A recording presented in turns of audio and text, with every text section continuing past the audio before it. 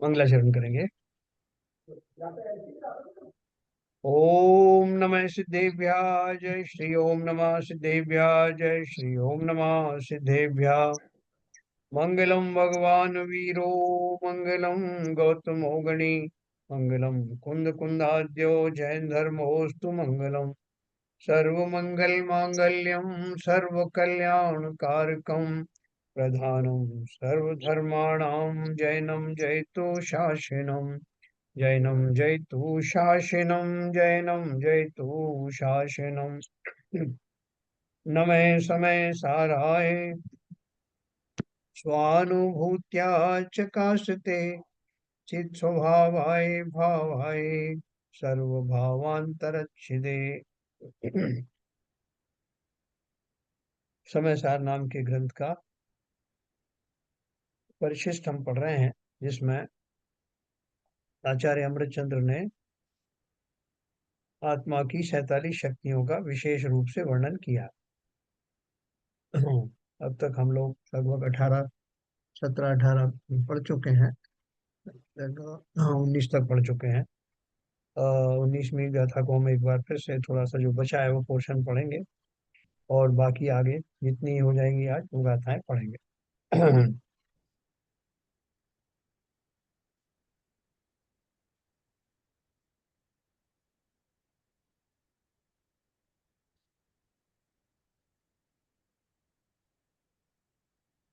ये हमारी जो शक्ति चल रही थी, परिणाम शक्ति। परिणाम परिणाम शक्ति हमने कल पूरा नहीं हुआ था ये, तो ये जहाँ छोड़ा था वहां से शुरू करेंगे और फिर आगे की शक्ति आपको बताऊंगा। हाँ जी। अच्छा, ओके। परिणाम शक्ति शुरू से ले लेते हैं। इस 19वीं ललित जी, आपका जो माइक्रोफोन है जो उसमें आवाज कई बार बहुत कम आती है, तो थोड़ा ध्यान रखना। इस 19वीं परिणाम शक्ति का स्वरूप आत्मख्याति में इस प्रकार स्पष्ट किया गया है। द्रव्य के स्वभावभूत उत्पाद व द्रव्य से आलिंगित सदृश और विसदृश एक रूप वाली अस्तित्वमयी परिणाम शक्ति है। हाँ, इन्होंने क्या बोला कि इस शक्ति में क्या है कि उत्पाद व्यय द्रव्य तो शक्तियों में जो बताई दिया है उससे थोड़ा एक्स्ट्रा चीज उसमें बताई है। उत्पाद व्यय द्रव्य तो उसका है ही, उसका भाव है ही।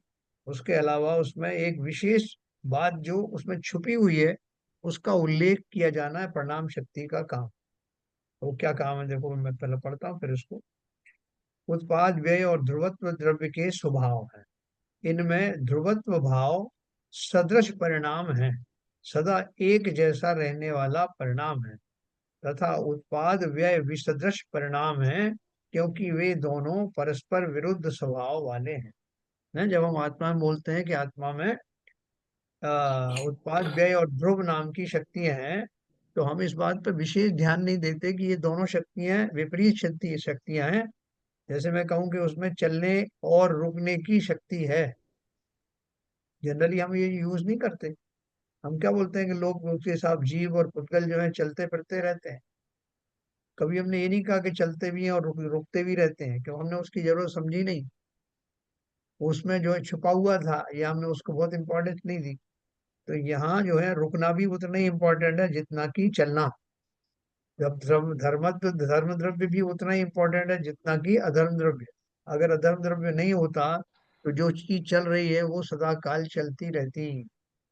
और एक नियम भी है ना गति का, न्यूटन का नियम है कि जो चीज चल रही है, जो ऑब्जेक्ट चल रहा है, वो निरंतर चलता रहेगा जब तक कि कोई एक्सटर्नल फोर्स नहीं लगाया जाए, है ना।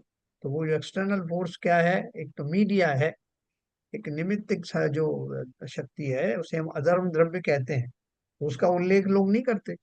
हम जनरली बोलते हैं कि हम कैसा, आप क्या करते हैं, वो सब चलते फिरते रहते हैं बस। चलते फिरते ही वो चला गया जीव। उसमें वो कभी रुका भी कि नहीं, रुकने की हम बात ही नहीं करते। कार चलाने की बात करते हैं तो कार चलाने में क्या बोलते हैं कि साहब, कार जो है चलाते रहते हैं हम, लेकिन उसको दाहिने मोड़ते हैं और बाएं भी मोड़ते हैं, ये जो विपरीत दिशा में है इसकी हम चर्चा नहीं करते। और हम कार को चलाते भी हैं और रोकते भी हैं, इसकी चर्चा भी नहीं करते। तो इस परिणाम शक्ति में उन्होंने ये हमारा ध्यान इस ओर आकृष्ट किया है कि इसमें एक अनूठी शक्ति है कि विभिन्न धर्मों वाले या विपरीत शक्तियां भी इसके अंदर में सामान्य रूप से पाई जाती हैं। मैंने आपको एक उदाहरण ये भी दिया था कि हमारा अपना उदाहरण दिया था शरीर का, कि हम चलते हैं और रुकते भी हैं, हमारे पास दोनों ताकत है। ऐसा नहीं चलने लग गए तो हम रुक ही नहीं सकते, हमारे ब्रेक फेल हो गए। तो चलने और रुकने दोनों की शक्तियां जो विरुद्ध शक्तियां हैं वो एक ही एंटिटी के पास हैं। ये बात वो कह रहे हैं कि उत्पाद व्यय को आप ध्यान से देखोगे तो विरुद्ध शक्तियां हैं, और ध्रुव जो कही जाने वाली वो एक ही शक्ति है। दाहिने मुड़ना बाएं मुड़ना विपरीत हो सकती है, लेकिन सीधा चलना तो एकमात्र एक ही डायरेक्शन में चलना हुआ। तो ध्रुवत्व शक्ति किसी की विरुद्ध शक्ति नहीं है। लेकिन ये जो उत्पाद व्यय है ये विरुद्ध शक्तियां हैं, तो विरुद्ध शक्ति प्लस एक सामान्य शक्ति तीनों मिल करके आत्मा में एक साथ रहती हैं, ये वो कहना चाहते हैं। विदर्श का मतलब है विरुद्ध शक्तियां। हाँ, पंखे को अपन पंखा चलाते हैं तो भले ही उसमें एक्सटर्नल फोर्स की बात आती है, उसको अपन छोड़ भी दें तो पंखा चलता भी है और नहीं भी चलता। और चलता है, मतलब ये दोनों विपरीत शक्तियां है ना, चलता भी है नहीं भी चलता। अब नहीं चलने का अर्थ क्या है? बहुत सारे कारण है। लाइट नहीं होती नहीं चलता, पंखा खराब हो जाता तो नहीं चलता, उसकी ब्लेड खराब हो गई तो नहीं चलता, मोटर खराब हो गई तो नहीं चलता। और चलने में आजकल तो वो वैसे भी होता है ना, कि जो इस तरफ घुमा दो तो इस तरफ चलता है, उस तरफ घुमा दो इस तरफ चलता है। और तीसरा ये कि वो चलता तो है मगर ऐसे सर्कुलर उसमें चलता है, ऐसे नहीं चलता जैसे रेसिप्रोकेटिंग मोशन में नहीं चलता। ऐसे बहुत सारी चीजें हैं। तो वस्तु के अंदर में विरुद्ध शक्तियों का एक साथ समाविष्ट होता है, चलना भी नहीं चलना भी। तो वो यहाँ कह रहे हैं कि परिणाम शक्ति का अर्थ क्या है, उसको और स्पष्ट किया है आगे कि उसमें समान जाति की शक्तियां और विरुद्ध शक्तियां भी एक साथ रहती हैं। ये जो उत्पाद भी है, ध्रुव भी जो उन्होंने जो बता दिया वो तो अपन ने मान लिया, लेकिन उसके साथ में एक विशेष बात है कि ये उत्पाद भी है, ये विरुद्ध शक्तियां हैं। और ध्रुवत्व शक्ति तो जो है वो एक सामान्य शक्ति है, लेकिन तीनों मिला करके वस्तु के अंदर में सदा काल विद्यमान रहती हैं, उसमें कोई किसी तरह का व्यवधान नहीं आता।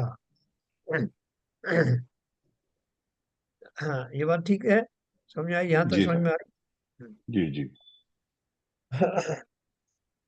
उत्पाद व्यय और ध्रुवत्व द्रव्य के स्वभाव हैं, और इनमें ध्रुवत्व भाव सदृश परिणाम है, सदा एक जैसा रहने वाला परिणाम है। और उत्पाद व्यय विसदृश परिणाम है, क्योंकि वे दोनों परस्पर विरुद्ध स्वभाव वाले हैं। एक का स्वभाव उत्पन्न होने रूप है और दूसरे का स्वभाव नाश होने रूप है। इस कारण वे परस्पर विरुद्ध स्वभाव वाले हैं, विसदृश स्वभाव वाले हैं। उत्पाद व्यय विसदृश व ध्रुव सदृश स्वभाव वाला होने पर भी तीनों एक ही हैं, क्योंकि अस्तित्व तीनों का एक रूप में ही है। तीनों मिलकर के ही वो आत्मद्रव्य का पोषण करते हैं। तीनों का नाम ही परिणाम है। ये जो स्थिति बनती है जिसमें वो तीनों सामान्य रूप से बने रहते हैं, इस स्थिति का नाम परिणाम है। अच्छा, उनके परिणाम पता नहीं कैसे परिणाम, वहां हम परिणाम का ये कहाँ ये इस्तेमाल कर रहे हैं कि उनकी जो सामान्य स्थिति है उसको मैं परिणाम कह रहा हूँ। हर एक जीव के साथ में हमारे साथ में बहुत सारी ऊंच नीच होती रहती है। हमारे साथ में कई बार मायाचारी के भाव भी आते हैं, मान कषाय के आते हैं, हाँ, लोभ आदि के भाव भी आते हैं। कभी हम दूसरों से दुखी होते हैं, सुखी होते हैं, कभी हम सामान्य हो जाते हैं, कहीं हम क्या बोलते हैं, समता में रहते हैं।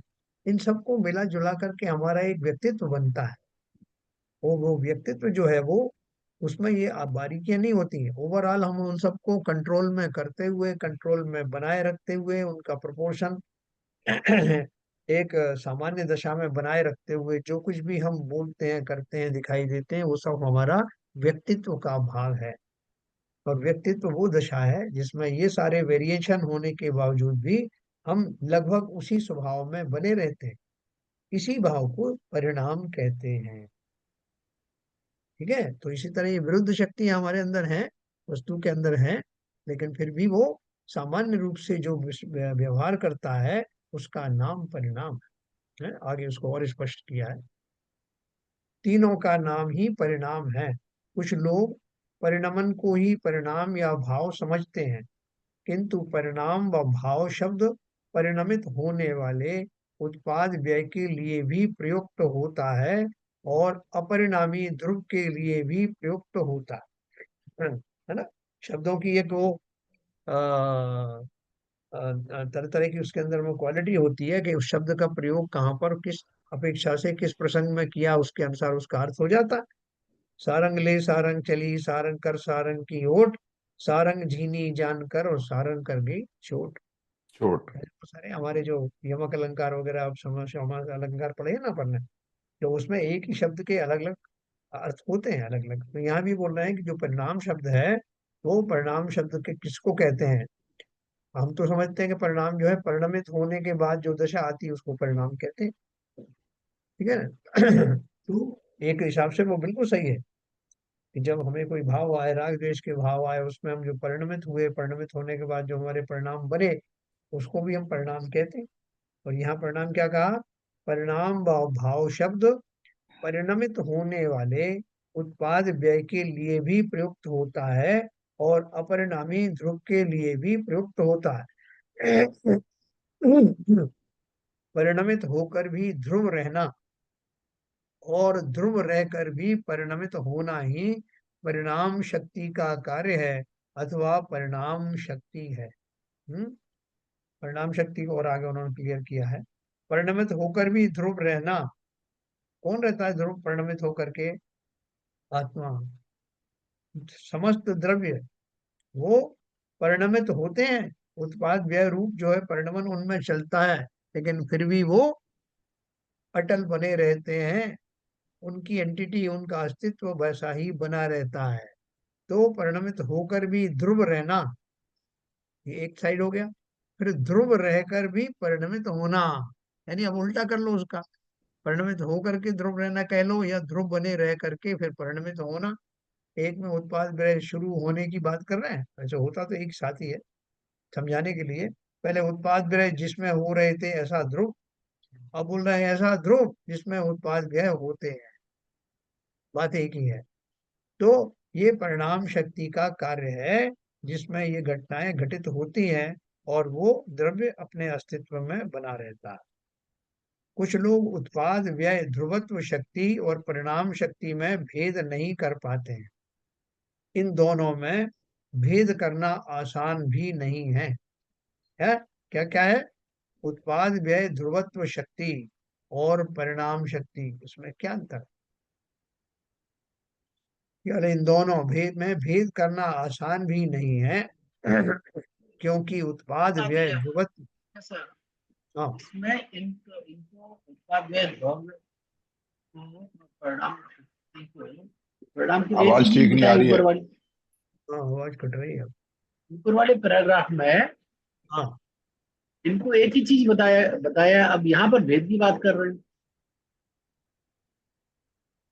नहीं नहीं, जैसे ऊपर आप देखिए उसमें लिखा है इन तीनों का नाम ही परिणाम है। वो तीन चीज क्या है, उत्पाद उत्पाद व्यय ध्रुव। हाँ ऐसे उस पैराग्राफ को ऐसे कंक्लूड किया उन्होंने कि इन तीनों का नाम ही परिणाम है। अब यहाँ पर बोलते कि भेद नहीं कर पाते, यहाँ पर ये जो है। देखो इसमें किससे एक लिंक किया जो मैंने आपको बताया बीच में, उत्पाद व्यय विसदृश व द्रव्य सदृश स्वभाव वाला होने पर भी तीनों एक ही हैं, क्योंकि अस्तित्व तीनों का एक रूप में ही है। तीनों का नाम ही परिणाम है। तीनों का नाम ही परिणाम है मतलब कि आप इन तीनों को अलग अलग भी देखेंगे तब भी उनको परिणाम ही कहा जाएगा, और अगर इकट्ठा देखोगे तब भी परिणाम कहा जाएगा। क्यों कहा जाएगा, क्योंकि परिणाम जुड़ा हुआ है उससे, अस्तित्व शब्द से जुड़ा हुआ है। ठीक है, इसलिए वो बोल रहे हैं कि ये धोब उत्पाद व्यय विसदृश, देखो दोनों बात आप इसको समझना बात को, उत्पाद व्यय विसदृश और बाध्योव्य सदृश स्वभाव वाला होने पर भी तीनों एक ही है, क्योंकि अस्तित्व तीनों का एक रूप में ही है। तीनों का नाम ही परिणाम है।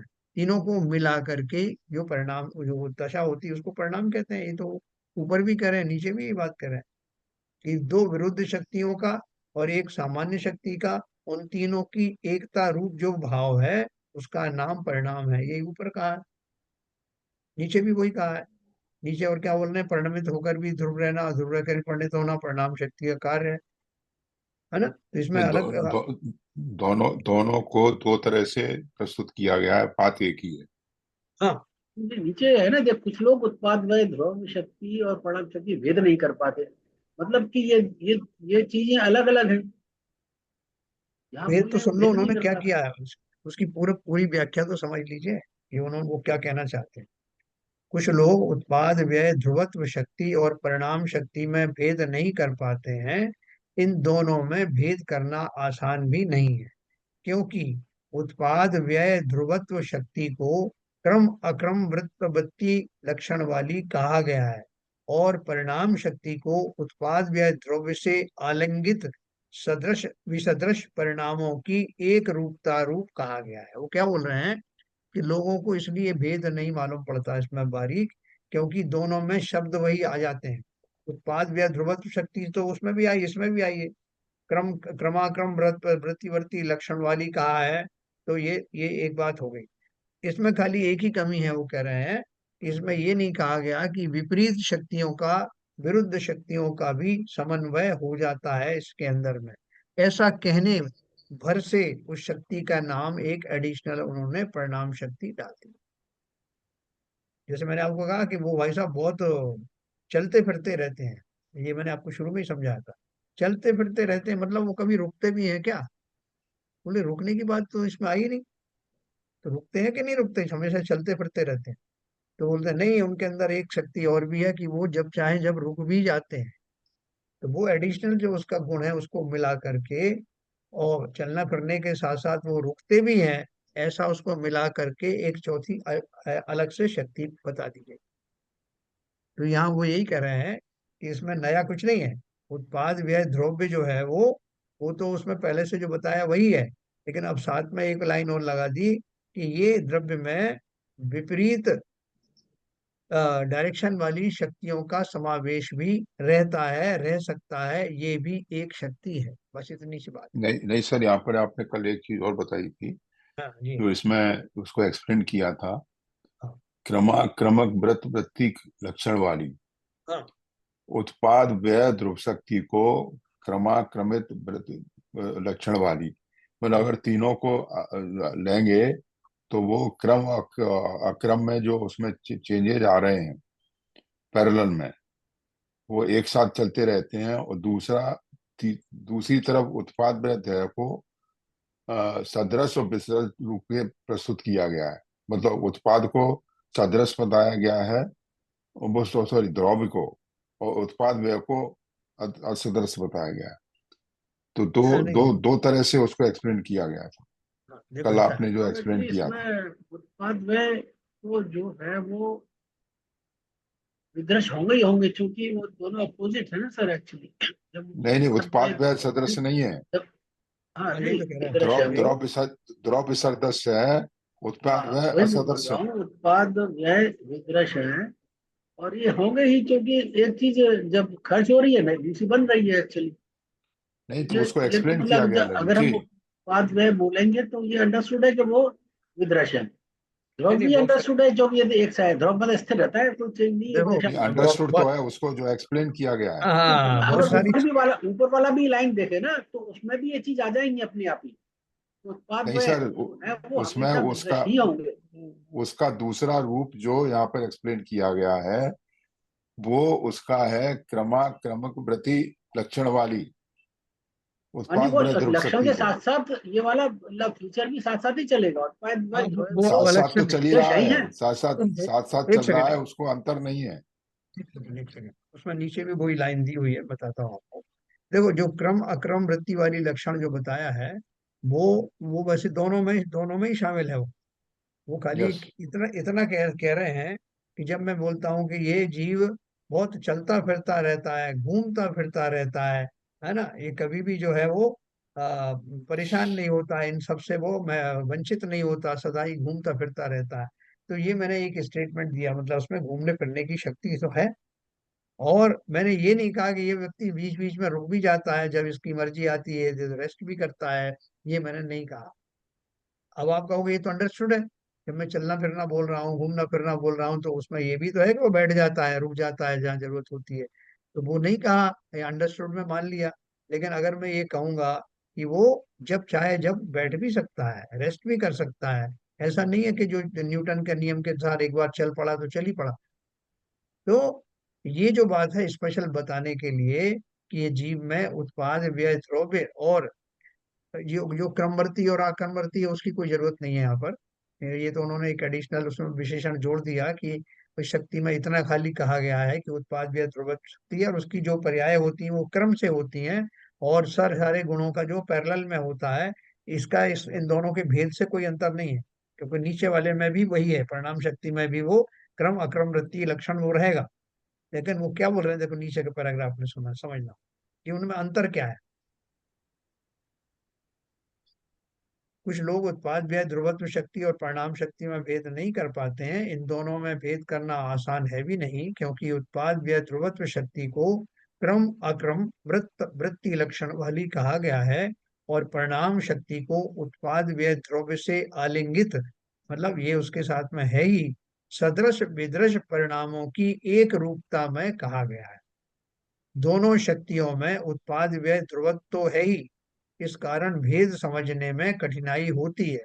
परंतु एक शक्ति में क्रमवर्ती पर्याय और अक्रमवर्ती गुणों वाले उत्पाद व्यय ध्रुवत्व से संयुक्त द्रव्य स्वभाव की चर्चा है, तो दूसरी शक्ति में उत्पाद व्यय द्रव्य में विद्यमान सदृशता विसदृशता की एक रूपता की चर्चा है ना। वही तो मैंने अभी एक्सप्लेन किया सर, जो हाँ सेकंड मतलब पैराग्राफ बना। होती तो उसमें भी वही है, क्रम अक्रम उसमें नहीं, दूसरी वाली में नहीं, ऐसा नहीं है।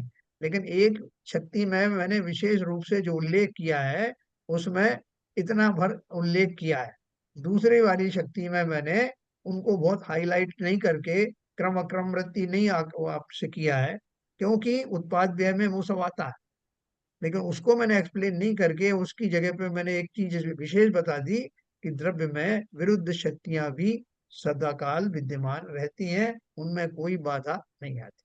तो इतना ही अंतर। जैसे मैंने आपको मोटे तौर पे समझाया कि ये जीव चलता फिरता भी रहता है, और जब चाहे जब रुक भी जाता है। तो ये इसकी एक अलग शक्ति बताई मैंने, चलने फिरने के अलावा ये व्यक्ति यथा योग्य समय में रेस्ट भी करता है। सर इतना ही यहाँ पर दूसरे पैराग्राफ में हाँ इस बात पर स्ट्रेस किया गया है। देखिए सेकंड लाइन में देखिए, हाँ परंतु एक शक्ति में क्रमवर्ती पर्याय और अक्रमवर्ती परिणाम गुणों से उत्पाद द्रव शक्ति को संयुक्त द्रव स्वभाव की चर्चा की है। हाँ पहले तो यहाँ ये क्वालिफाई किया, हाँ। तथा दूसरी शक्ति में उत्पाद व द्रव को विद्यमान सदस्य अदृश्यता की एक रूपता से चर्चा की है। तो हम्म। उसकी दो स्थिति बताई है उत्पाद व द्रव की। एक तो क्रम और अक्रमवर्ती गुण वाला, और दूसरा उसका सदर अदरस वाला। इस तरह से यहाँ कल भी आपने एक्सप्लेन किया था, वही आज इसमें इसमें भी वही चीज कही गई है।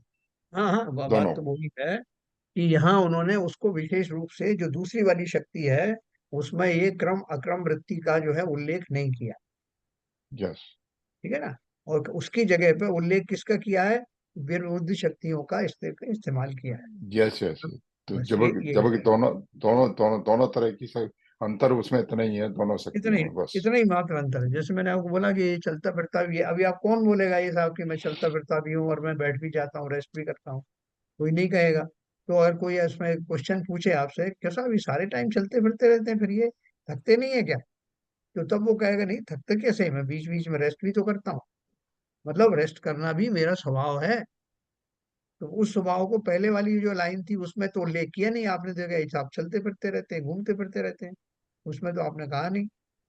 तो अगर ये रेस्ट करते हैं तो मतलब इनके अंदर ये क्वालिटी भी होगी कि जब जरूरत पड़ती तो रेस्ट भी करते हैं। तो बिल्कुल, तो ये इस क्वालिटी को मैंने एक अलग से क्वालिटी बता दिया कि मैं घूमने फिरने के साथ में, पहली वाली में नहीं बताया, घूमता रहता हूँ फिरता रहता हूँ, जगह जगह जाता हूँ, बहुत सारी जगहों पर जाता हूँ, वो जो और डिटेल में बता दिया। और फिर दूसरे में बता दिया, उसको शॉर्ट करके बोल दिया कि घूमने फिरने के अलावा मैं रेस्ट भी करता हूँ। तो बोले हाँ ये तो एक नई चीज सुनी आपकी, आप रेस्ट भी करते हो, वो एक नई शक्ति बना दी। ठीक है, लेकिन वो है ना, शक्ति तो है ना, नहीं तो उसके बिना आप ये कहोगे कि एक बार चलना शुरू करता हूं तो मैं जीवन के अंत तक चलता ही रहता हूँ। तो उसको उन्होंने क्लेरिफाई करने के लिए एक शक्ति और बताई है कि द्रव्य में दो विपरीत शक्तियां भी होती हैं और वो साथ साथ चलती हैं जब तक जीव का अस्तित्व है, जो कि सदा रहता है ना। थोड़ा सा सूक्ष्म है विषय, आगे अभी और भी है पैराग्राफ, ये तो अपन कल तक पहुंचे जहाँ कल तक पढ़ा था, है ना। दोनों शक्तियों में उत्पाद व्यय ध्रुवत्व तो है ही, इस कारण भेद समझने में कठिनाई होती है। परंतु एक शक्ति में क्रमवर्ती पर्याय और अक्रमवर्ती गुणों वाले उत्पाद व्यय ध्रुवत्व से संयुक्त द्रव्य स्वभाव की चर्चा है ना। चर्चा है, मतलब ऐसा नहीं कि वो दूसरे में नहीं है, लेकिन यहाँ चर्चा की है उसमें विशेष रूप से। और तो दूसरी शक्ति में उत्पाद व्यय द्रव्य में विद्यमान, उसके अंदर मौजूद सदृशता और विसदृशता की एक रूपता की चर्चा है। उसमें तो मैं तो कहता हूँ पुरानी पर्याय जो है चली जाती है, नई पर्याय आती है, और जो है द्रव्य बना रहता है। अब मैं इसमें आपको बोल रहा हूँ कि द्रव्य में एक और शक्ति है कि वो विरुद्ध शक्तियों वाली विपरीत शक्तियों के गुणों को भी एक साथ समाहित करता है। ये आपने ये आप क्लैरिफाई बिल्कुल कर दिया हाँ कि पहली वाली में पर्याय बदलने वाली शक्ति है, और दूसरी में क्या कहते हैं, अपोजिट शक्तियां। हाँ हाँ। हाँ, ये वही आपने अभी बोले कि क्लियर किया है बिल्कुल स्पष्ट। ठीक है ना, विरुद्ध शक्तियों का उल्लेख किया गया है इसमें विशेष तौर से। उत्पाद व्यय ध्रुवत्व शक्ति का कार्य उत्पाद व्यय और द्रव्य से संयुक्त होना मात्र है समझना।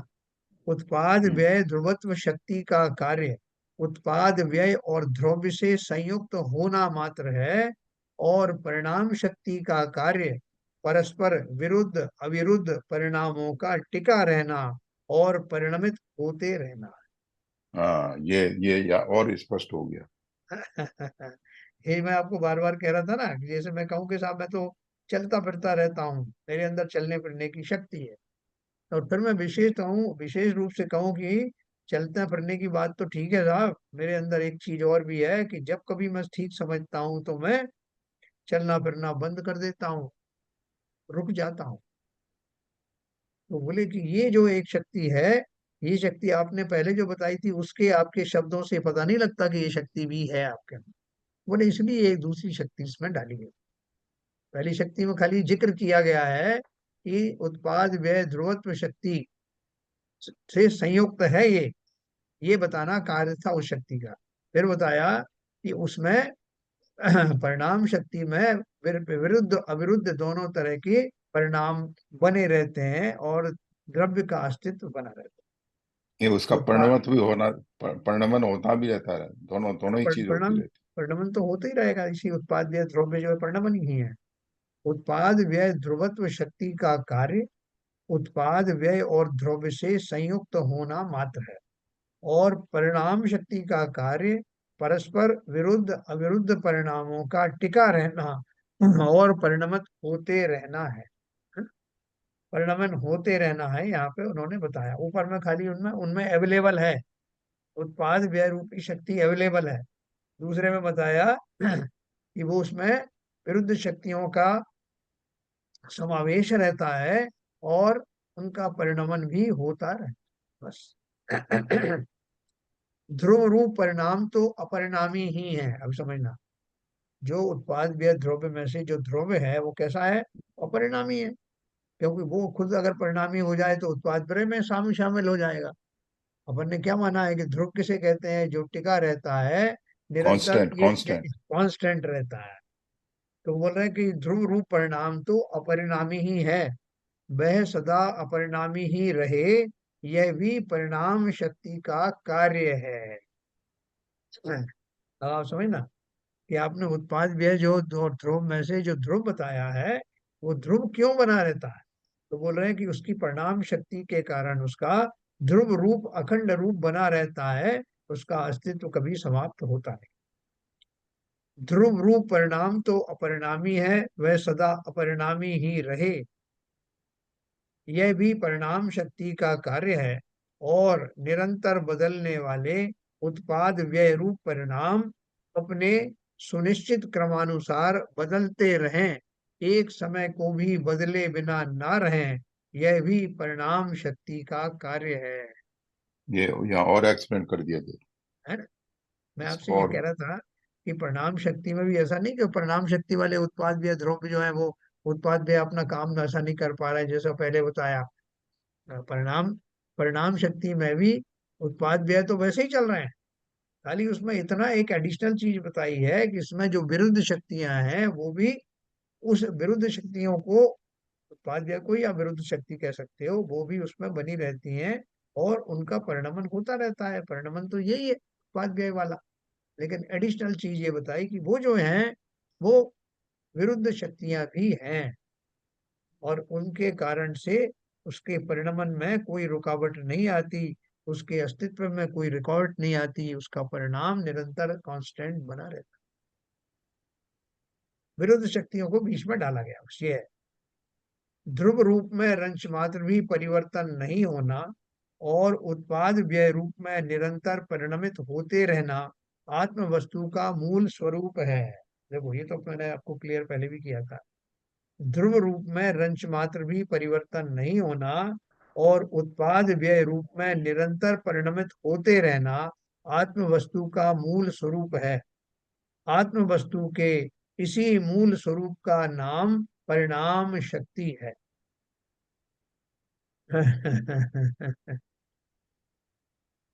आप बोलोगे जब सब कुल मिला के है ही वो परिणाम, जो जो कुछ उसमें हो रहा है वो तो आपने पहले ही बता दिया कि द्रव्य में जो है उत्पाद व्यय और द्रव्य रूपी शक्ति होती है।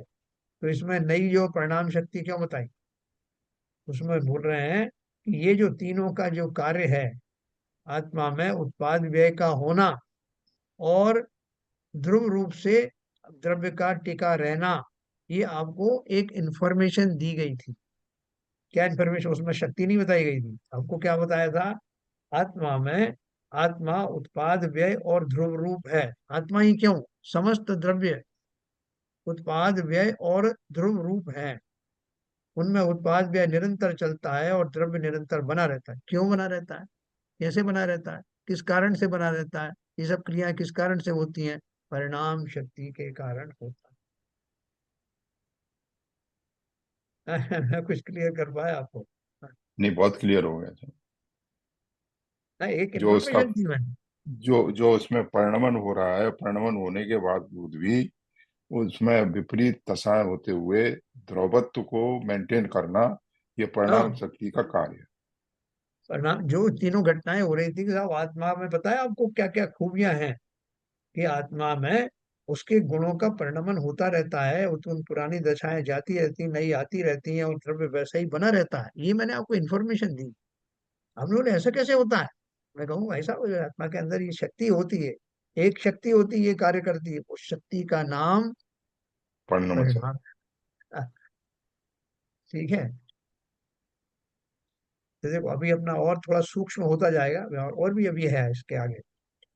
परिणाम शक्ति के स्वरूप को जानने का पहला लाभ तो यह है कि हमारा मूल ध्रुव स्वभाव इसी शक्ति के कारण पूर्ण सुरक्षित है। उत्पाद व्यय द्रव्य होता है, ये तो आपने बताई, इंफॉर्मेशन दे दी। लेकिन भाई साहब ये कब तक चलेगा, इसमें इसके पीछे कोई ताकत है क्या जो काम करती है? कि हाँ बिल्कुल बेफिक्र रहो, आत्मा में एक परिणाम शक्ति है जो इसका उत्पाद व्यय और ध्रुवत्व को चलाती रहती है। देखो हम एक सामान्य रूप से जो जो बातें कहते हैं ना, साहब उस आदमी के अंदर में बहुत हिम्मत है साहब उसके अंदर, उसका दिमाग बहुत अच्छा चलता है। तो अपन उसमें निकालेंगे साहब दिमाग से संबंधित कौन कौन से तत्व होते हैं, वो उसके अंदर ये काम कराते हैं, उनकी प्रचुरता है इसलिए वो ये कर पाता। और साहब उसके अंदर में साहब हाथ पैरों में एकदम चुस्ती रहती है, तो अपन बोलेंगे उसका जो है ब्लड फॉर्मेशन बहुत अच्छा होता है। तो जहाँ ब्लड बनता है और सर्कुलेट होता है, उसका हार्ट बहुत मजबूत है, उसके फला चीज बहुत मजबूत है। ये सब शक्ति हम बाद में बोलते हैं, पहले तो उसकी ओवरऑल बोलते हैं कि उसका साहब बहुत सचेत व्यक्ति है और बुद्धिमान व्यक्ति है, उसके अंदर ये है, ये सब हमने इन्फॉर्मेशन दी। लेकिन वो किस वजह से वो ऐसा है, तो उसके पीछे की जो कारण है, जो उनको उनको शक्तियां कहा गया है। तो परिणाम शक्ति ही वो शक्ति है जिसके कारण द्रव्य में उत्पाद व्यय और ध्रुव रूपी संयोग बने रहते हैं, अवस्थाएं बनी रहती। तो परिणाम शक्ति के स्वरूप को जानने का पहला लाभ तो यह है कि हमारा मूल ध्रुव स्वभाव इसी शक्ति के कारण पूर्ण सुरक्षित है। वह अनादि से जैसा है, अनंत काल तक वैसा ही रहेगा। ना तो उसका नाश ही हो सकता है और ना उसमें कोई बदलाव ही होता। दूसरे, हम में होने वाले सुनिश्चित परिवर्तन के लिए भी हमें पर की ओर देखने की आवश्यकता नहीं है, क्योंकि इस परिणाम शक्ति के कारण मूल स्वभाव अर्थात स्वभाव की ध्रुवता सहज ही कायम रहती है और पर्यायों में परिवर्तन भी सहज ही हुआ करता है। इस प्रकार परिणाम शक्ति से सुनो क्या बोल रहे हैं, दूसरे हमें होने वाले सुनिश्चित परिवर्तन के लिए भी हमें पर की ओर देखने की आवश्यकता नहीं है। बोले साहब हमारा ध्रुव स्वभाव बना रहता है, ये तो आपने हमें निश्चिंत कर दिया, लेकिन अब हमारे अंदर जो परिवर्तन होगा, पुरानी पर्यायें जाएंगी, नई पर्याय आएंगी, वो कौन करेगा? वो भी परिणाम शक्ति का ही कार्य है सर। हाँ। तो उन्होंने बोला जो ध्रुवत्व को देता है, जिसने ध्रुवत्व बनाया रखा है द्रव में, उसी का कार्य ये भी है कि कौन सी पर्याय आएगी, और निश्चित वही आएगी, बदल नहीं सकती।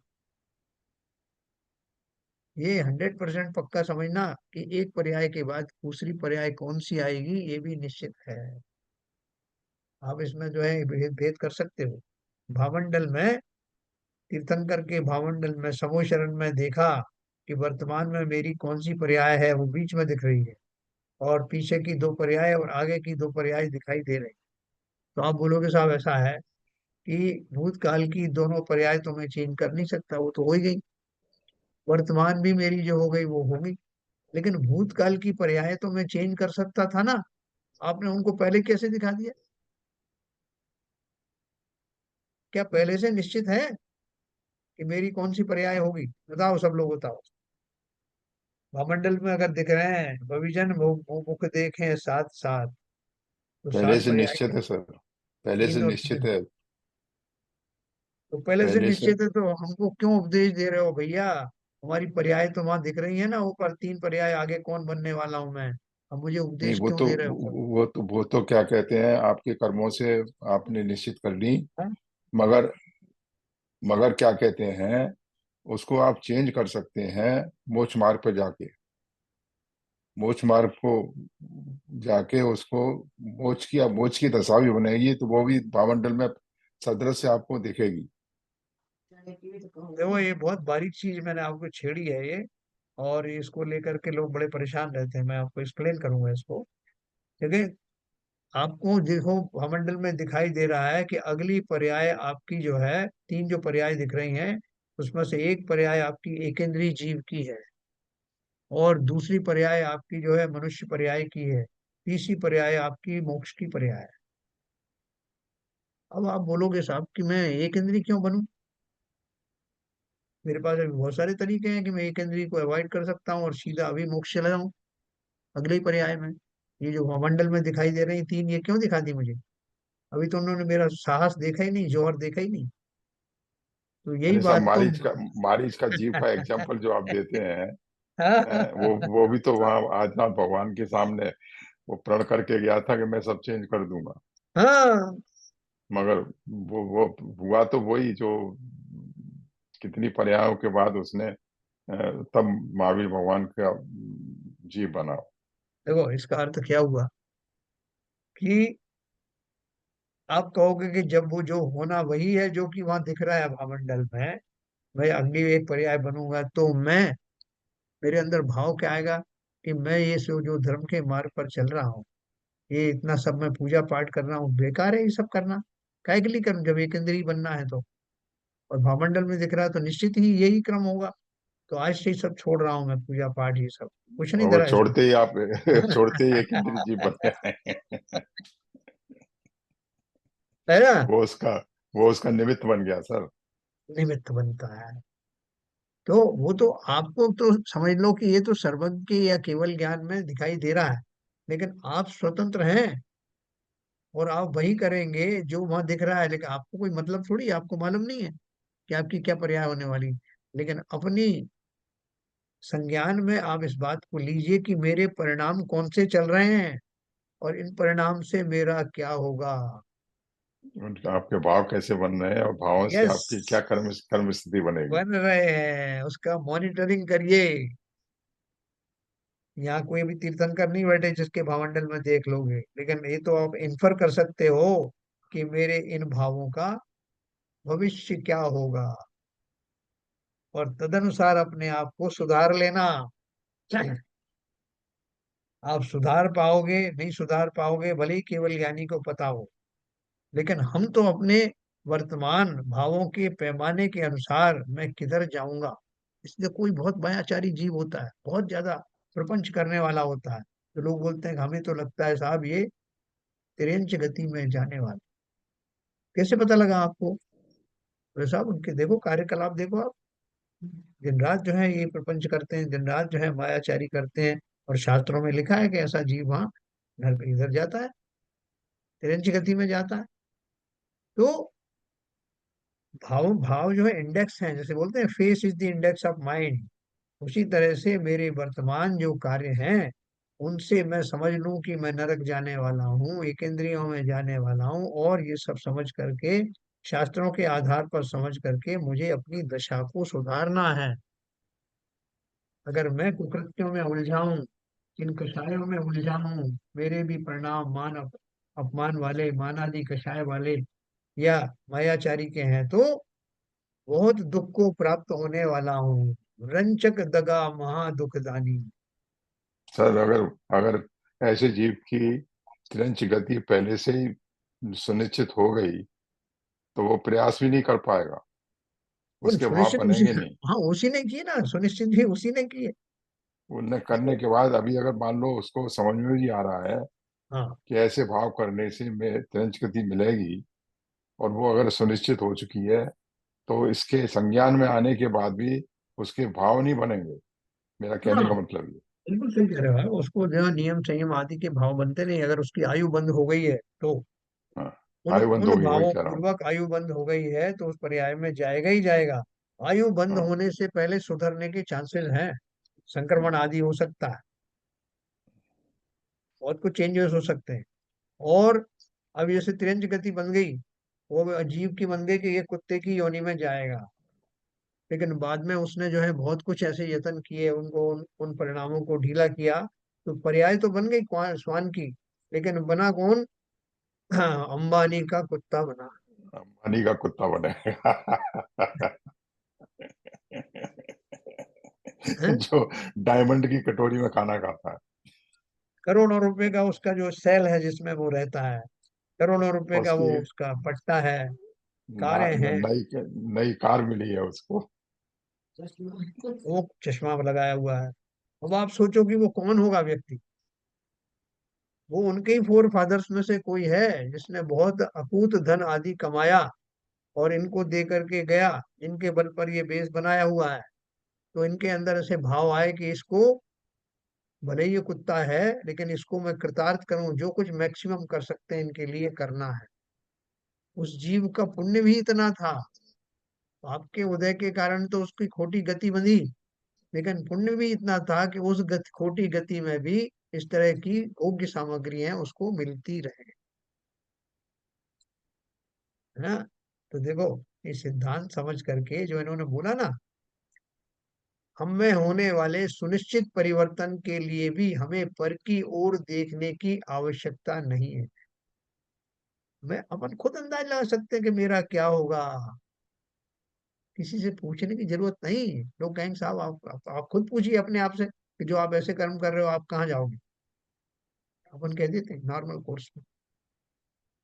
तो ये बिल्कुल फैक्ट है कि मैंने पर्याय अभी से बांधना शुरू कर दिया है, मैंने अपनी अगली पर्याय सुनिश्चित कर दी है।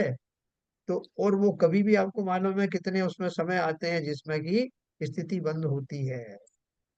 तो इसलिए सदा काल सतर्क रहना कि मेरी ऐसी खोटी पर्याय ना बने, और इसके लिए मेरे अपने परिणाम हैं, उनको मैं मॉनिटर करता रहूं।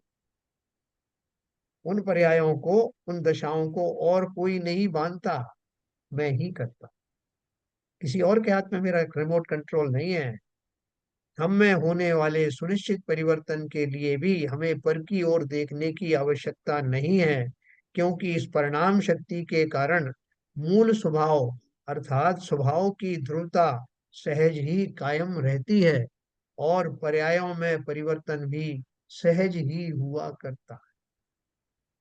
उस सहजता को बनाए रखने के लिए इस सहज स्वभावी आत्मा का निरंतर आलम्बन लेना, इसके स्वभाव पर दृष्टिपात करना और सहज बने रहना,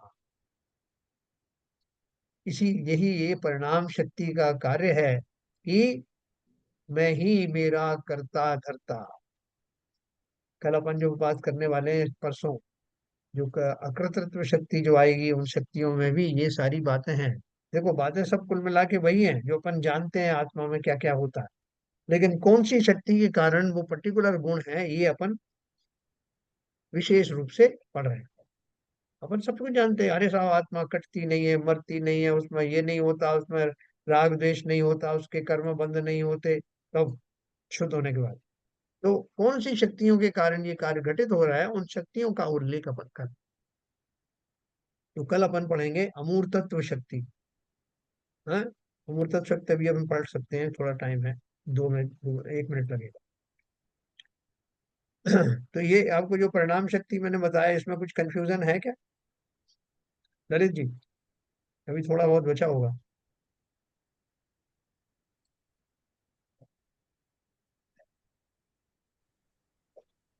हल्का सा है। वो तो एक्चुअली क्या धीरे धीरे एब्जॉर्व होगा, अभी क्या कि एक नया कॉन्सेप्ट है ना, हाँ बिल्कुल तो बिल्कुल, बहुत इसलिए बढ़िया। वो समझ तो आ गया, लेकिन एक उसका एब्जॉर्प्शन चलेगा धीरे धीरे। बिल्कुल सही, धीरे धीरे ऑब्जर्व बहुत होगा। बढ़िया, बहुत बढ़िया। देखो, ये जो विश्वास होने लगा है ना, स्वयं के प्रति विश्वास होने लगा है, और शक्ति का बता उल्लेख किया है आचार्य ने, तो होगी ही। ये सब विश्वास श्रद्धा के बल पर उत्पन्न होता है। और ऐसी श्रद्धा होना कि आचार्यों ने जो भी कुछ कहा होगा हमारे भले के लिए कहा, जानबूझ करके समझ करके कहा, उसमें मिथ्या कुछ भी नहीं होगा, ये हमारा जो भाव है, विश्वास है, उसके कारण ये भी प्रकट हुआ कि मैं ज्ञानी तो मैं ही हूँ, ज्ञान गुण मेरा ही है। तो ये भी समझ में आएगा धीरे धीरे, पर्याय नहीं है। सर, उन्होंने इस एक्सेप्ट करने से पहले बकायदा लॉजिक से उसको एनालाइज करके उसको एक्सेप्ट किया है। बिना अरे एनालाइज किए हुए लॉजिक से ललित जी एक्सेप्ट नहीं करने वाले। हाँ, इसलिए तो मैंने उनको ही पूछा पहले कि आप कहो तो आगे बढ़ूं। ठीक है, चलिए। अपन ये सही बोल रहे हैं, धीरे धीरे करके अपन जो बहुत सारे शब्द पहली बार आए, तो सुनते सुनते अपन अब उसी भाषा में बात करने लग गए। तो एक शक्ति है 20वें नंबर की शक्ति, इसके बाद अपन जो विराम लेंगे। अमूर्त तत्व शक्ति, प्रसिद्ध शक्ति, अमूर्तिक शक्ति और मूर्तिक शक्ति। इस 20वीं अमूर्तत्व शक्ति का स्वरूप आत्मख्याति में इस प्रकार स्पष्ट किया गया है। यह अमूर्तत्व शक्ति कर्म बंध के अभाव से व्यक्त, सहज, स्पर्शादि शून्य आत्म प्रदेशात्मक है। हैं? उक्त अमूर्तत्व शक्ति के कारण भगवान आत्मा रस, रूप, रस, गंध और स्पर्श से रहित अमूर्त पदार्थ है। हैं? किससे बनी है आत्मा? आत्मा उससे बनी है जिसमें ये चारों गुण नहीं होते, रूप नहीं, रस नहीं, गंध नहीं, स्पर्श नहीं। और जिससे बनी है उनमें ये कोई भी गुण नहीं होते, क्योंकि ये गुण किसके हैं? उद्गल के हैं। सर इसमें ये एक गुण रह गया, दृश्य। ये अदृश्य होती है आत्मा। नहीं, तो अदृश्य ये तो, तो बताया, अमूर्त तत्व का अर्थ ही अदृश्य शक्ति है। नहीं, जो इसमें जो रूप रस गंध स्पर्श और अदृश्य। अदृश्य क्या है? मतलब वो दिखती नहीं है। तो यही तो शक्ति का नाम है, अमूर्त अच्छा, शक्ति, उसी को एक्सप्लेन कर रहे हैं कि वो अच्छा। दिखती क्यों नहीं है। क्योंकि वो पुद्गल से बनी नहीं है। और पुद्गल के ये गुण आंखों से दिखाई किससे देती है? रूप हो उसमें, रूप होगा तो दिखाई पड़ेगा ना। तो हम्म, रूप तो है ही नहीं, रस है नहीं, गंध है नहीं, स्पर्श है नहीं, तो वो दिखाई कैसे दे? हम देह को कैसे देखते हैं? इन पंचेंद्रियों के सहारे से देखते हैं। नाक सूंघ करके पता लगा लेते हैं, आंख से देख लेते हैं, कान से सुन करके उसका अस्तित्व समझ लेते हैं, हाथ से टटोल कर देख लेते हैं। तो वो ऐसा किसी द्रव्य से बनी ही नहीं है जो इन लक्षणों के द्वारा पहचानी जाए, देखी जाए। तो भगवान आत्मा रूप रस गंध और स्पर्श से रहित अमूर्त पदार्थ है। यह देह स्पर्शादिमय होने से मूर्त है। शरीर कैसा है? उसमें ये गुण है, इसके लिए मूर्ति का वो मूर्त है, मूर्ति का। दिखाई दिखाई देता है। और भगवान आत्मा अमूर्त है, अतः आत्मा देहादि से भिन्न ही है। आत्म द्रव्य के सभी गुणों और पर्यायों में अमूर्तत्व शक्ति का रूप होने से सभी गुण और पर्याय भी अमूर्त हैं। क्या बोल रहे हैं? आत्म द्रव्य के सभी गुणों और पर्यायों में अमूर्तत्व शक्ति का रूप होने से सभी गुण और पर्याय भी अमूर्त हैं। मैं ऐसे मटेरियल से कोई चीज बनाऊं जो ट्रांसपेरेंट हो। मैंने एक कांच बनाया, ट्रांसपेरेंट था। अब कांच के साथ में वो कुछ मुझे उसमें चीज चिपकानी है, लगानी है, तो वो भी ऐसी होना चाहिए जो कांच का जैसा ही कार्य करे। वो अगर ओपेक हो गया, कुछ और हो गया, तो वो दर्पण का जो कार्य है वो बाधित हो जाएगा। तो इसलिए उसमें वो मटेरियल भी उसी के इक्विवेलेंट में चिपकाऊंगा, लगाऊंगा, जिससे उसकी ट्रांसपेरेंसी बनी रहे। ठीक उसी प्रकार से जो अमूर्त जाति का जो आत्मा है, उसके सारे गुण भी वैसे ही होते हैं जो उसके अमूर्तत्व को मेंटेन रखते हैं। वही गुण ऐसा नहीं कि साहब एक गुण यहाँ चिपक गया तो आत्मा वहां से दिखने लग गई, वहां से वो खुरदुरी हो गई, वहां से वो तो मूर्त हो गई। ये सारा परिणाम शक्ति का ही कार्य है ना सर? नहीं, ये अलग से शक्ति दी ना, परिणाम शक्ति तो अपनी जगह है ही, ये सारी शक्तियां जुड़ी हुई हैं, ये कोई अलग अलग नहीं है। लेकिन अभी अपन विशेष बात किसकी कर रहे हैं? अमूर्त तत्व नाम की शक्ति, जिसके कारण से जीव कैसा है? अमूर्त है, दिखाई नहीं देता। देखो, एक धर्म है जैन धर्म के अतिरिक्त, और एक धर्म है मुख्य धर्म, इस्लाम धर्म। इस्लाम में भी अल्लाह को कैसा माना गया है? मूर्ति। अमूर्त, अमूर्त माना गया है कि वो दिखाई देता नहीं। तो यह देह स्पर्श आदिमय होने से मूर्त है, शरीर की बात कर रहे हैं, और भगवान आत्मा अमूर्त है। अतः आत्मा देहादि से भिन्न ही है। आत्म द्रव्य के सभी गुणों और पर्यायों में अमूर्तत्व शक्ति का रूप होने से सभी गुण और पर्याय भी अमूर्त हैं। तो साहब मेरा जो ज्ञान गुण है, वो कल तक तो जो है अमूर्त था, अभी अचानक से मूर्त हो गया, दिख रहा है सामने दीवार पर चिपका हुआ है। और परसों वो ऊपर छत पर टंग गया साहब, वो दिख रहा है मुझे यहाँ से। और साफ नहीं दिखाई देता, लेकिन हाथ से टटोलता हूँ तो दिखाई देता। तो क्या बोल रहे हैं कि मेरी समस्त गुण और उनकी पर्यायें कोई भी दृश्यमान नहीं है, इसलिए अदृश्य गुणों से बना हुआ आत्मा स्वयं भी अदृश्य ही है। हाँ? लेकिन किसी को दिखाई देता कि नहीं? केवल ज्ञानी को स्पष्ट दिखाई देता। कोई तो देखेगा, नहीं तो सारी कल्पनाएं ही रह जाएंगी। आत्म द्रव्य के सभी गुण हो गया। इस प्रकार अमूर्तत्व शक्ति का स्वरूप समझने के उपरांत अब कल अकृतृत्व शक्ति और अभोक्तृत्व शक्ति का स्वरूप समझते हैं। है ना? ये गुण भी अपन ने पढ़े हैं कि आत्मा अकर्ता है, आत्मा अभोक्ता है? तो वो किस कारण से है, उस शक्ति का नाम यहाँ दिया, सीधी बात है। हमने उसके गुणों के बारे में बहुत पढ़ा। तत्व शक्ति का, तत्व शक्ति का जो है आपने, तो जो इसकी आवाज थोड़ा सा दूसरी लाइन बढ़ाई। में, हाँ, हाँ दूसरी बोलिए। लाइन में जो है उसका, तो कर्मबंध के अभाव को भी इसमें जोड़ दिया है एक्चुअली। तो कर्मबंध हो या ना हो, आत्मा तो अमूर्त ही है। कर्मबंध का अभाव इसमें क्यों जोड़ा है? हाँ।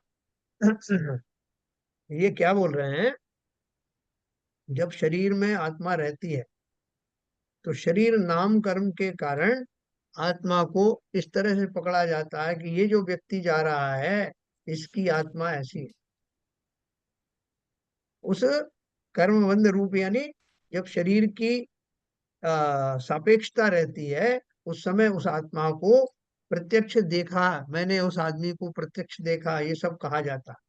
लेकिन उसके अंदर की आत्मा कभी दिखती नहीं। तो यहाँ बोल रहे हैं अमूर्त शक्ति, शक्ति कर्म बंध के अभाव से व्यक्त, जब तक कर्म बंध है तब तक वो व्यक्त नहीं होता उसका स्वभाव पूर्णता। जब कर्म चले जाते हैं, कर्म निकल जाते हैं, तो वो सहज रूप में अपने मुक्त रूप में आती है और पूरा स्पष्ट रूप से दिखाई देता है। मतलब कैसे दिखाई देता है, अपने आत्म प्रदेशों के कारण दिखाई देता है, जो सहज ही दिखता है। जब तक मैं संसार दिखे तो दशा ऐसे, में हूँ। दिखेगा तो है नहीं, जब दिखेगा तो है नहीं, अमूर्त है। नहीं, हम तो इसमें दिखती ना, सर्वज्ञ को तो दिखती, केवल ज्ञानी को तो दिखती ना। केवल ज्ञानी को ना दिखे तो फिर तो वो काल्पनिक हो गई, किसी ना किसी के ज्ञान ज्ञानी को में तो हर आना चाहिए। ज्ञानी को तो हर रूप में दिखाई देगी, चाहे शरीर में हो या शरीर के बाहर हो। ज्ञानी को ना, केवल ज्ञानी। ज्ञानी मतलब कौन, केवल ज्ञानी, केवल ज्ञानी की बात कर रहे हैं तो यस, बिल्कुल सही है। सभी आत्माएं, अपन ने तो बोला समस्त आत्माएं ही नहीं, समस्त चर अचर जीव और उनकी समस्त पर्यायें, त्रिकाली पर्यायों को युगपद जानने वाला केवल ज्ञान है। तो मेरी आत्मा वर्तमान में जिस भी दशा में है, जैसे राग द्वेष आदि से युक्त है, ये राग द्वेष आदि भी से युक्त है ना, तो ये कब तक युक्त है, तब तक कर्मों का व्यापार चल रहा है। लेकिन जब कर्मों का व्यापार के बिना भी केवल ज्ञान यानी तो जानता है कि बिना राग द्वेष के ये आत्मा कैसी है, राग द्वेष भी ऊपर ऊपर तैर रहे हैं, तो ये जो कर्म स्वभाव जो दिया है उसका अर्थ खाली ये है कि जब तक जीव जो है मुक्त नहीं हो जाता, तब उसकी सहज अवस्था प्रकट नहीं होती, तब तक जो है अपन उसके बारे में उस तरह के वर्णन नहीं कर पाते। लेकिन जब ये अपन जिस दशा की बात कर रहे हैं, आत्मद्रव्य की बात कर रहे हैं, उसमें कर्मों का, राग द्वेष का, सबकी रहितपना होने के उपरांत जो शुद्ध द्रव्य है उसकी चर्चा हो रही है। अपन मूर्त भी है, किंचित मूर्त भी है आत्मा, किंचित अमूर्त भी है। तो किंचित मूर्त का अर्थ क्या है, ये जब देहों में रहती है तो उस आकार में फैल जाती है, उस कारण कहा जाता है देखो साहब ये आत्मा साक्षात दिखाई दे रही है, या हम उसका अनुभव कर रहे हैं, ये शरीर में ही है, ये मनुष्याकार में है, उस अपेक्षा से उसको मूर्तिक कहा गया। ठीक है सर। बाकी उसके अलावा मूर्तिक नहीं कहा जाता है, कहने से, उपचार के भाव उपचार से इसको किंचित मूर्तिक, किंचित अमूर्तिक कहा जाता है। इस प्रकार अपन कल अब पढ़ेंगे अकृतृत्व शक्ति और अभूतृत्व शक्ति। जो हमारे अंदर जो गुण है वो कैसे हैं, कौन सी शक्ति इसके लिए रिस्पॉन्सिबल है। हम बोलते हैं साहब ये किडनी का फंक्शन है, ये हार्ट का फंक्शन है, ये फलाना ये कर रहा है, ये शरीर के सब अवयव है ना। लेकिन हम तो कहते हैं साहब ये आदमी बिल्कुल स्वस्थ है, इसके सारे अंगोपांग काम कर रहे हैं, सब कुछ ठीक है, स्वस्थ है। हम इस डिटेल में नहीं जा रहे हैं साहब की किडनी क्या कर रही है, हार्ट क्या कर रही है, जो जो कुछ कर रहा है अपने अपने कर रहे होंगे, लेकिन ये आदमी स्वस्थ है। उसी अपेक्षा से हम ये कह देते हैं कि आत्मा अनंत गुणों की खान है, अनंत गुणों का संग्रहालय है, सदा सुखी रहता है, कटता नहीं, जलता नहीं, मरता नहीं। ये स्टेटमेंट्स हैं, इनके पीछे कौन सी शक्तियां काम कर रही हैं उनका उल्लेख चल रहा है। ठीक है सर। मैं आपको बीच बीच में यही बता रहा हूँ कि ये क्यों पढ़ी जा रही हैं, इनका पीछे इनका लॉजिक क्या है।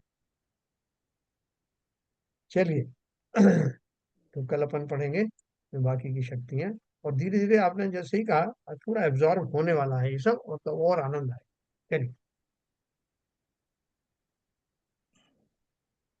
नाश वे को ज्ञान के प्रकाश वे को अपार भास वे को धन सीधा खानी है।